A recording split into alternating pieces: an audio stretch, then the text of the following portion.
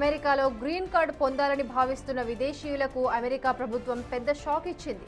తాత్కాలిక వీసాలపై వచ్చేవారు green card కోసం దరఖాస్తు చేసుకోవాలనుకుంటే ఇకపై తన స్వదేశానికి వెళ్లి అక్కడ నుంచే దరఖాస్తు చేసుకోవాలని స్పష్టం చేస్తూ యుఎస్ ప్రభుత్వం కొత్త పాలసీ మెమోను విడుదల చేసింది. ఇకపై అమెరికాలో ఉంటూనే వీసా హోదాను మార్చుకునే విధానాన్ని ఒక అసాధారణ ఉపశమనంగా మాత్రమే పరిగణిస్తారని, చాలా పరిమిత కేసుల్లోనే దీనిని అనుమతిస్తామని USCIS పేర్కొంది.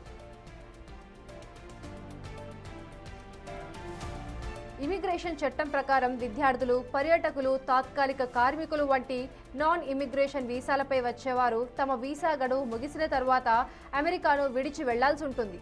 దీర్ఘకాలిక ఇమిగ్రేషన్ చట్టాలు, కోర్టు తీర్పుల ప్రకారం గ్రీన్ కార్డు కోరే విదేశీయులు యుఎస్ స్టేట్ డిపార్ట్మెంట్ పరిధిలోని విదేశాల్లో ఉన్న కాన్సులర్ కార్యాలయాల ద్వారానే దరఖాస్తు ప్రక్రియ పూర్తి చేయాల్సి ఉంటుంది.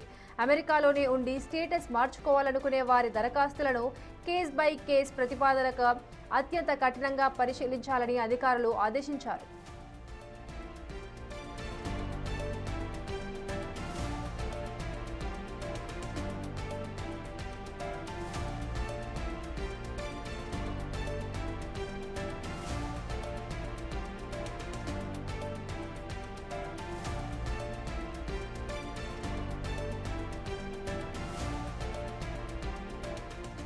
ఈ కొత్త విధానం వల్ల USCIS సంస్థపై అడ్మినిస్ట్రేటివ్ భారం తగ్గుతుందని అధికారిక వర్గాలు తెలిపాయి.